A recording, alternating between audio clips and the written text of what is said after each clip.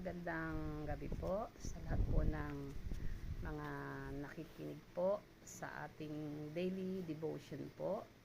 Tayo po ngayon ay nasa ika-38 season na po ng ating daily devotion na meron pong topic na my most profound supernatural spiritual experience. Ito po. Pero bago po tayo magsimula, tayo po ay manalangin sumandali. Dakilang Diyos sa aming Ama, sa oras pong ito, Panginoon. Ako po ay patuloy na dumudulog sa iyo, Panginoon. Akin pong nilalapit sa iyo, Panginoon, ang aking sarili. Na kung sa akin, O Diyos, ay mayroong kang pong natatagpuan na hindi karapat-dapat, anumang kasalanang nagawa ko, Panginoon, ay hinihingi ko po sa iyo ng kapatawaran at patuloy na lumalapit sa iyo para linisin po ako sa ng banal na dugo ng aking Panginoong Jesus. Salamat po, Ama, sa katapatan mo sa aming mga buhay, na sa kabila po ng aming mga kahinaan ay nananatili kang tapat, ng pag-ibig mo ay patuloy naming nararanasan, Panginoon. Salamat po, Ama, sa gabing ito na muli po ay amin pong ibibigay sa iyo yung kaluwalhati ang nararapat para sa iyo lamang, Panginoon, na ang lahat po ng aking sasabihin ay pagpalain mo, Ama, na makahamon, Panginoon, sa lahat ng mga makaririnig, Panginoon, at maging kalakasan ng bawat isa at magbigay po ng glory sa iyong dakilang pangalan. Pagpalain mo po kami lahat sa gabing ito, Ama, at ang mga salita mo ay patuloy na itanim mo sa aming mga puso, Panginoon, maging encouragement po sa amin. Salamat po, Diyos, kung aking dalang sa pangalan ni Jesus. Amen. Ayan po. May most profound supernatural spiritual experience. Yan po. Balik lang po muna tayo sandali dun sa kung kailan po kami nakakilala sa Panginoon. Ako po ay nakakilala sa Panginoon noong year 1986 na September. At noon po ay hindi pa po agad malalim. Matagal pa po yung panahon bago po talagang, sabi nga, bago po tumubo po yung binhi, yung salita ng Diyos. Marami pong mga pinagdaanan, mga pagsubok sa pananampalataya, sa lahat ng bagay. Napakarami pong mga pinagdaanan. Pero ang Diyos po ay napakabuti.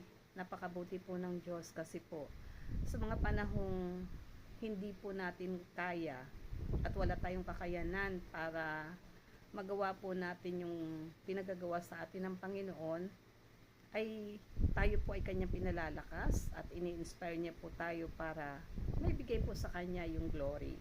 Kaya po talagang sa gabi pong ito, nagpapasalamat po ako sa Panginoon na nagkaroon po ulit ako ng chance na makapag-share. Yan nga po, since 1986 at ngayon po ay 2024 na, nasa almost 8 years na po kami na mananampalataya. Pero hindi po yun madali. Hindi po agad-agad nararanasan yung kalaliman, yung sabi nga yung joy, hindi agad-agad po nararanasan niya ng, sabi yung hindi ka pa talagang malalim sa pananampalataya, yung joy mo dati, mababaw lang, na kapag may dumaan na problema ay parang natitibag ka agad. Pero ang Panginoon po ay talagang nagpakahayag po sa buhay ko, sa aking buong sambahayan, ay talaga pong masasabi ko po na ito po yung sabi nga supernatural na paraan ng Panginoon sapagkat wala pong kakayahan ng tao. Yan. Ako po ang pinanghawakan ko pong verse ay ang Jeremiah 29:11. Ako lamang ang nakakaalam ng mga panukalang inihahanda ko para sa ikabubuti ninyo at para dulutan kayo ng pag-asa sa hinaharap. Yan po. Yan po yung verse na talagang tumanim ng malalim sa puso ko talaga na. Kasi po duman nga po kami dun sa panahon na sabi, sobrang hirap po talaga. Na hindi mo alam kung makakaahon ka pa ba? Mababago ba yung buhay? Ano ba yung mangyayari sa future? Yan. Kasi nga po, nung mga panahon na yon, bagamat Christian na kami, ang dami pong mga pinagdaanan talaga na gusto po namin talaga mag-aral ng mga anak namin kahit nga sabi ay salat po kami sa kakayanan, gawa nga po ng ano po yung mangyayari dun sa batang-bata kayo nag-asawa and then hindi naman kayo parehong nakapag-aral ng maayos. Yun po ang talaga, struggle po talaga.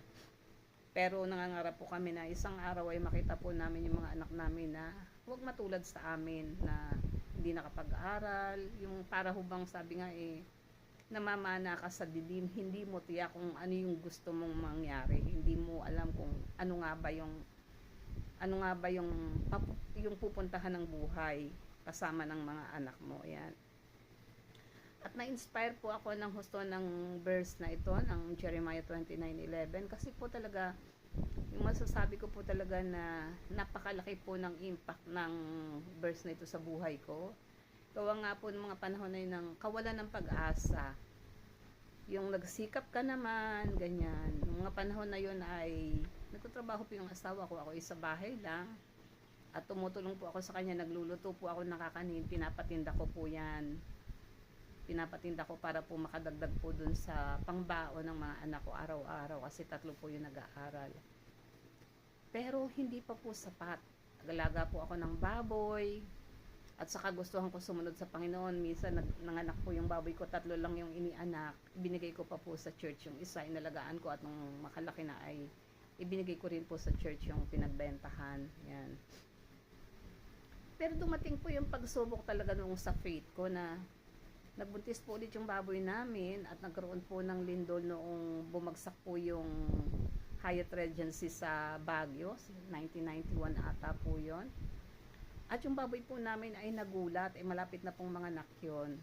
So napaanak siya.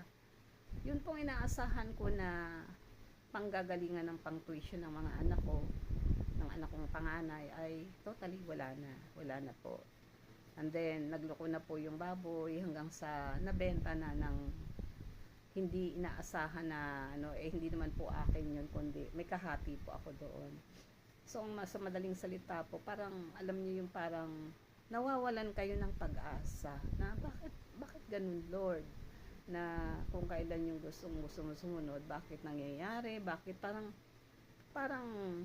taliwas doon sa inaasahan mo na parang patungo ka palalo sa paghihirap, sa kawalan ng pag-asa. Yun po yung unang matinding karanasan po namin doon sa mga pagsubok na yun. Labas pa po yung mga spiritual na pakikipagbaka. Yan po. At ang isang nakakatuwa po sa Panginoon talaga, sira na po yung bahay namin 1986 hanggang sa 1998 na yung bahay namin, gibang-giba na na po, kinain na ng anay, ganyan, tapos butas-butas na lahat yung bubong. Hindi namin alam kung paano gagawin, kung paano yung mapapalitan yung bubong namin, hanggang sa nangihina na ako, ganyan. Parang nawawalan ako ng pag-asa na sikap ko ng sikap. Ano ba naman to na parang taliwas yung nangyayari. At tumadating ako sa panahon na sabi ko, bakit po ganun, Lord, na hindi naman po ako masamang tao, ganyan. Bakit parang sobrang hirap po ng buhay? Hanggang sa sobra kong stress, ganyan, isip. Masama talaga po yung sobrang stress. Kaya po sa Peter po sinabi, pagkatiwala ninyo sa akin ang inyong mga alalahanin. Ganun. Kasi po talaga po sa sobra kong stress, nagkasakit po ako ng sunod-sunod nung 1998. Sunod-sunod po yung pagkakasakit ko na yon. Problema na yung bahay namin, problema pa yung pag-aaral ng mga anak ko, problema pa yung health ko. At nakita ko po talaga na nung pong dadali nila ako sa ospital, wala kaming pera kasi nga po ay mga 2 weeks na akong hindi naiihi ng maayos, tapos po ay namamagana po yung mukha ko hanggang paa, ganyan. Naglalagnat po ako. Tapos tindi ng asthma kasi nga po madaming toxin sa dugo ko kasi hindi nakakalabas ng maayos yung fluid. Sabi ko sa Lord, noon ko na sinabi sa Panginoon na mas naisip ko po, nakita ko umiyak yung pamilya ko, sabi ko mas mas importante ang buhay kaysa doon sa mga pangangailangan mo. Kasi ang itinuturo ng Diyos ay magtiwala ka lang. Ayan. Kaya po before po akong dinala ng ospital, nagpray ako talaga, sabi ko, Lord, pagalingin mo lang ako ay mag-church na ako ulit, ano na ako, kahit anong mangyari, kahit wala kami pamasahe, ganyan. Kasi sa inong panahon na yon, sa Katmon na po kami nag-attend. 1996, ganyan. 1992 po yata, nandun na kami. Tapos po, nung ginidala po ako sa ospital, sa madaling salita, gusto i-confine ako, gusto i-admit ako, pero hindi ako pumayag kasi alam ko naman kung wala kaming pera, wala naman kaming dala. Kaya sabi ko, wag na, ninebulize lang ako nung humupa. Sabi ko, ano na lang kami na hindi ako magpapakonfine. Sa madaling salita po, umuwi kami nung gabi na yon, siguro mga 1:00 ng gabi. Tapos po, pagdating po namin ng bahay, yun pong almost 2 weeks na hindi po ako naiihi. Wala na po akong ginawa kundi umihi ng magdamag na yon. Pagtingin ko po sa salamin kinabukasan, nung mag-umaga na, hindi na po yung mukha ko, hindi na singkit yung mata ko kasi nasingkit na po ako gawa nga ng maga, namamanas po. Yun po yung kauna-unahang patunay na ginawa ng Diyos yung pagpapagaling sa akin. Talaga pong himala na pinagaling po ako ng Panginoon nung gabi na yon. At talaga pong nakita ko rin po yung pagkilos niya talaga dahil nung mga panahon po na yun na nagkasakit po ako ay 3 araw lamang ang trabaho ng asawa ko sa 1 linggo kasi wala pong maayos na kontrata ang kumpanya nila. Pag-uwi po nung araw po na yun ng kinabukasan na maayos na po ako, tinawagan din po sa trabaho yung asawa ko, pinag-report na ulit at sa madaling salita po nakapagtrabaho at bago pa po dumating yung puputol ng kuryente namin, nakasahod na yung asawa ko. Yan po yung kauna-unahang pagpapakita ng Diyos sa akin dun sa katapatan niya na matutong magtiwala, ipagkatiwala yung buhay, lahat ng bagay kasi sabi nga sino yung makakapagpahaba ng kanyang buhay kahit na saglit lang, wala naman po, di ho ba? Doon ko nakita na mas mahalaga yung buhay kaysa kung ano-anong pangangailangan natin. At doon ko rin po nakita yung sabi nga, kayo tayo napapagod sa buhay. Kasi nga po, hindi natin ibinibigay lahat kay Lord yung lahat ng pagtitiwala. Tinitingnan po natin yung problema natin ng mas malaki pa kaysa Diyos. Ang natatabunan po tuloy ay yung blessing na inihahanda ng Diyos sa atin. Pero noon pong binabasa ko na po itong Jeremiah 29:11, oo nga, parang nakakapagod pala talaga na pag tayo yung nagpaplano, tayo yung nag-iisip, pinagsusunod-sunod natin do sa isip natin yung mga gusto nating mangyari, sobra ho pala nakaka-stress yun at nagko-cause po sa atin ng sakit. Yan. Kaya nalaman ko po talaga na, anong walang baboy, namatay yung baboy, ganyan. Nakapag-aral pa rin naman po yung mga anak ko sa tulong po ng Panginoon. Ayan.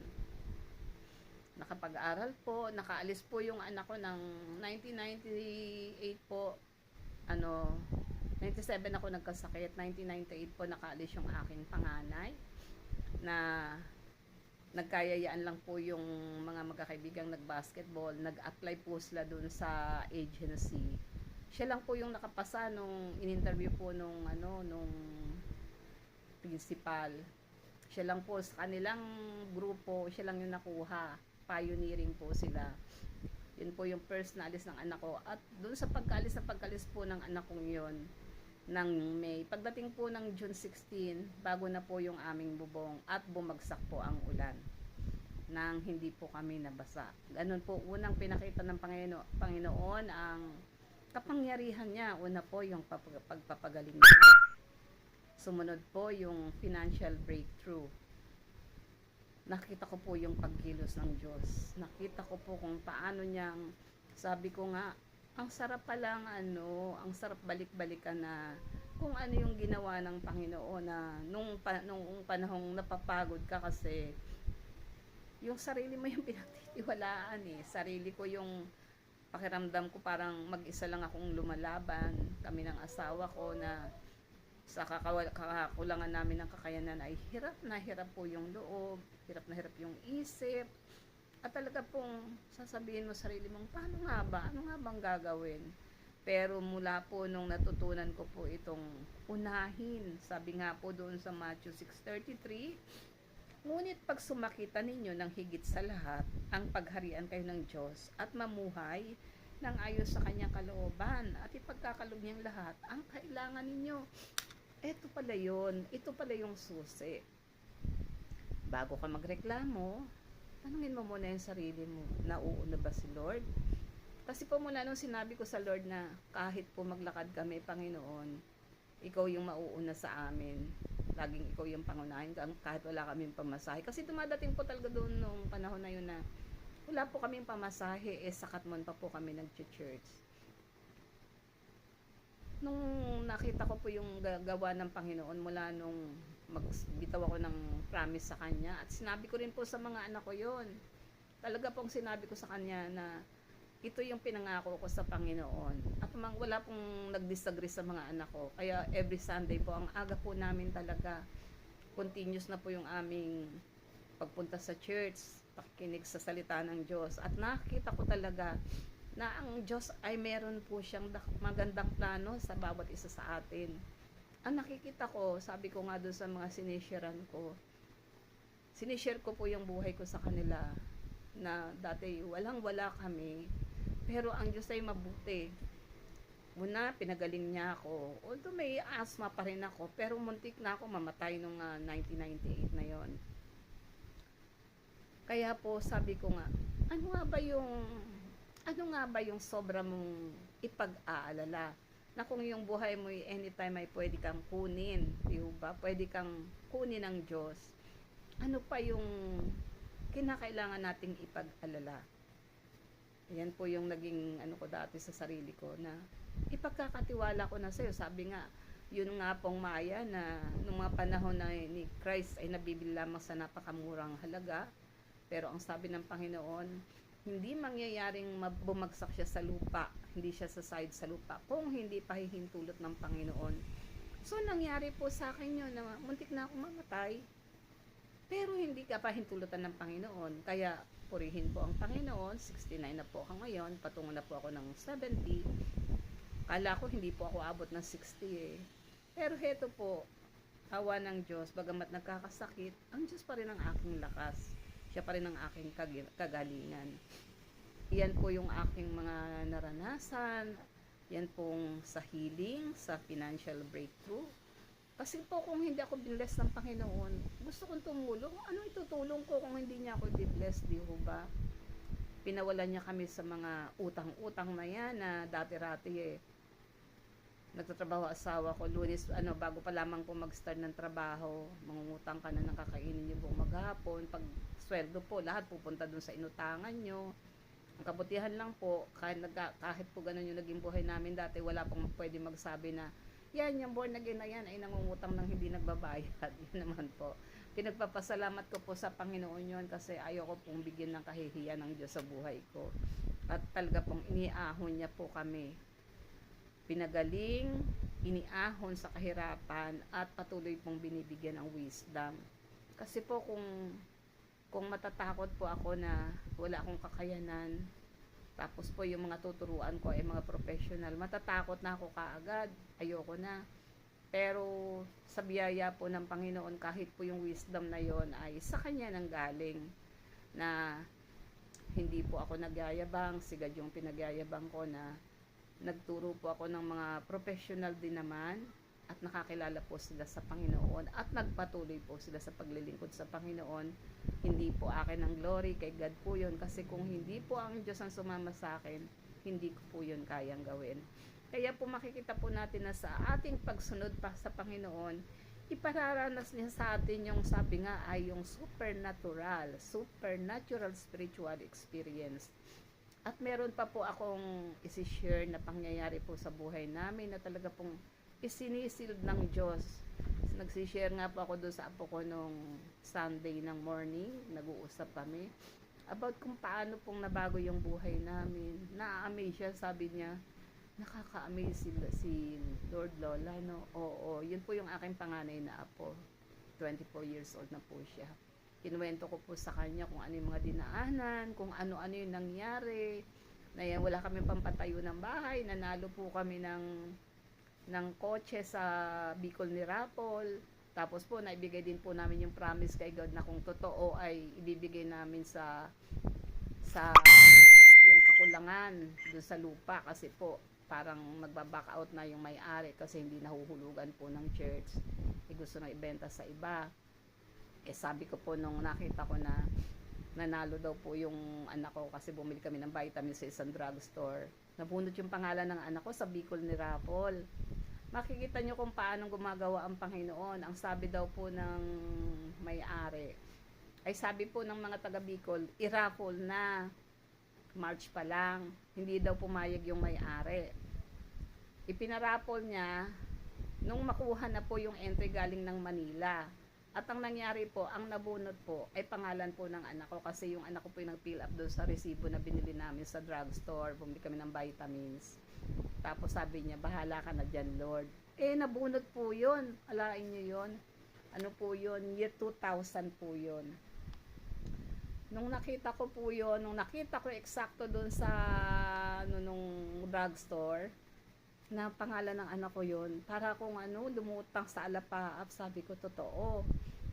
Tapos po, nung kinukuha na po namin yun, alam niyo ba, pinrovide ng Panginoon yung tax na kailangan naming bayaran, kailangan namin ng 100,000. Saan kami kukuha nun?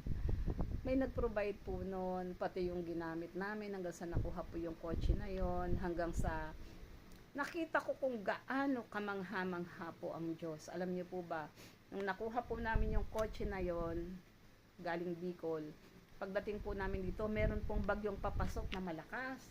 Nakagarahe po siya doon sa looban, doon sa kabilang looban doon sa amin na may mga mangga, doon namin lang siya pwedeng itarahe, walang gagarahian.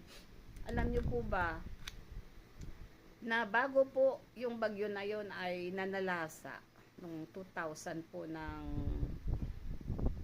June or May, ano na po, May pa rin yun kasi isang linggo pa lang po sa amin yung sasakyan May po kasi namin kinuha yun, May 7.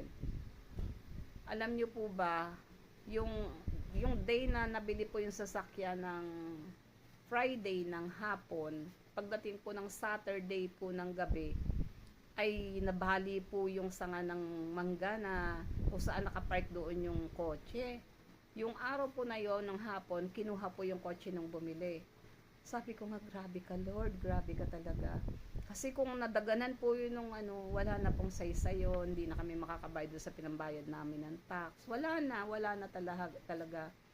Kaya po talagang ang Diyos ay kamangha-manghang Diyos. Kinukwento ko po sa apo ko yun. At naa-amaze siya po talaga. Sobrang nakaka-amaze ang Panginoon. Na kung bibilangin po natin yung mga blessings, yung bawat gising natin sa umaga, hindi po natin kayang bilangin. Kahit po marami pa po yung dumadaan na pagsubok. Yun lamang pong bigyan ka ng mga anak na mababait. Yun po lamang na maramdaman mo yung mahal ka nila. Yun po lamang na alam nyo na ang buhay nyo ay iniingatan ng Diyos para magamit ng Diyos. Sobra-sobra pong blessing ng Panginoon yun at maa-amaze po kayo talaga kung anong power inililipat ng Diyos sa atin yung kanyang kapangyarihan.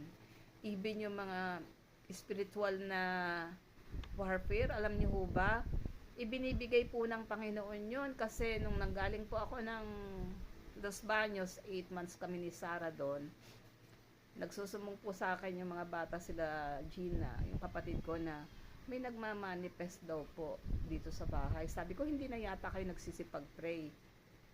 Tapos si Gina biglang natakot kasi nakita niya, magpiprint siya, umaandar po yung printer. Natakot siya. Sabi ko, ba't ka natatakot? Nandito na ho ako noon. Ilang gabi pa lang ako nandito. Tapos po, nung pagdaan niya doon sa may hagdanan, doon dinadaanan sa gilid ng kwarto niya, bumagsak po yung bakal na elbow. Hindi ko malaman kung paano bumagsak yon. Muntik siyang tamaan. So, nakita ko, may manifestation po. Tapos po, nung gabi din po na yon, yung hangiran po na bilog ng damit ng mga bata, biglang bumagsak. Tinignan ko, hindi naman sira yung pangsabit, hindi rin nasira yung sabitan. So, malinaw po sa akin na may manifestation. Ang ginawa ko po, pinag-pray ko po yung oil, yung baby oil. Pinag-pray ko po. And then, nag-pray po ako ng malakas at nag-utos na kung sino man siya at kung saan man siya manggaling ay inuutusan ko siyang bumalik siya sa pinanggalingan niya. At talaga pong ang Diyos ay mabuti. Mula po nung gabi na yon, wala na po. Hindi na po siya nanggugulo. Kasi sabi ko nga, pag nalilingat kayo, mga nanonood kayo ng mga horror dyan, ayan, parang wini-welcome nyo siya. Pero ang anak ng Diyos ay binigyan niya ng power sa lahat ng bagay. Na sabi nga ay, sabihin mo lang sa pangalan ni Jesus, lumayas ka. Nanginginig po sila, aalis po sila. Yun po yung mga, sabi nga ay, supernatural spiritual gift sa atin ng Panginoon. Kung paano sabi nga nung tayo maging anak ng Diyos, sabi nga po sa John 1:12 na tayo naging anak ng Diyos nang kilalanin po natin ang ating Panginoong Jesus bilang ating Diyos at mandiligtas. Tayo po ay naging anak ng Diyos at bilang anak po ng Diyos ay binigyan niya tayo ng power sa lahat ng bagay. Kaya po, talaga pong masasabi ko po na ang Diyos po ay mabuti, ang Diyos ay makapangyarihan sa lahat. Siya po yung nagbabago ng buhay. Siya po yung nagdadagdag ng karunungan. At binibigyan niya po tayo ng karapatang tapakan po yung gawa ng kaaway. Kaya po, salamat po sa Panginoon. Sabi ko nga, kulang po yung oras para maihayag po yung salita ng Diyos. Pero ang lahat po ng glory ay binabalik ko po sa Kanya. Sapagkat kung hindi po makakatapos ng maghapon para i-share lahat yung ginawa ng Panginoon sa pamilya ko. Salamat po sa Panginoon. Tayo po ay manalangin. Dakilang Diyos sa aming Ama. Nagpapasalamat po ako sa iyo, O Diyos, mula noon hanggang ngayon, hanggang sa magpawalang hanggan, Panginoon, sa lahat ng kabutihan na ginagawa mo sa aming buhay, Panginoon. Nawa po, Ama, kung paano ko pong naranasan yung kabutihan mo, yung katapatan mo, ay patuloy din maranasan ng aking mga kapatid. Patuloy po ninyo silang palakasin, Panginoon, sapagkat kami po ay tao, marami po kaming kahinaan, ngunit ikaw po yung aming kalakasan. Ang salita mo po ay kapangyarihan para sa amin, Panginoon, kapangyarihang tapakan ang gawa ng kaaway. Ama, patuloy kong tinataas sa yung aking mga kapatid na patuloy na ikaw po yung magpalakas sa kanila. Pakita po ninyo sa kanila kung gaano kakabuting Diyos, gaano kakatapat na Diyos, Panginoon. At patuloy na tinataas ko sa iyo yung mga may karamdaman, Panginoon. Ikaw po yung humipo sa kanila, magpagaling, Panginoon. At makita nila na kailangan po nila kayo, Panginoon. Huwag mo pong pabayaan na manghina kami sa pagdaan ng mga problema, kundi mangibabaw ka sa aming mga buhay, Ama. Maipamuhay ka namin at nang makita namin, Panginoon, na ang lahat ng bagay, Ama, ay daragdag mo na lamang kung kami ay matututong sumunod sa iyo, Lord. Pagpalain mo po ang lahat ng mga kapastoran. Ikaw po yung patuloy na magpatatag sa kanila, na ang lahat ng kanilang ituturo, Panginoon, ay ianuhin mo po, Panginoon. Lakipan mo po ito ng kapangyarihan nagbumula sa iyo, Panginoong Diyos. At patuloy na palakasin mo sila spiritually, physically, Panginoon. Lalo na po ang aming head pastor, Panginoon, si Pastor Alvin, O God. Panginoon, ang amin pong bansang Pilipinas ay akin pong pinagkakatiwala sa iyo, Ama. Ama, ikaw po ang Diyos ng buong universe. Ang bansa po namin ay napakaliit, ngunit Panginoon, sa iyong mga kamay ay amin po itong pinagkakatiwala, Ama, na hindi ito masasakop ng bansang mapandupig, Panginoon. Ingatan po ninyo ang mga anak mo, Panginoon, sa bansang Pilipinas. So God, ingatan po ninyo ang bansang Pilipinas, Panginoon. Lord, maraming salamat po. Patuloy na palakasin mo po yung mga churches, Panginoon, na patuloy kang maging pangunahin sa aming mga buhay. Salamat po, Ama. Sa iyo ko po ibinabalik ang lahat ng papurit pagsamba at ang lahat ng karangalan ay sa iyo sa pangalan ni Jesus. Amen. Amen.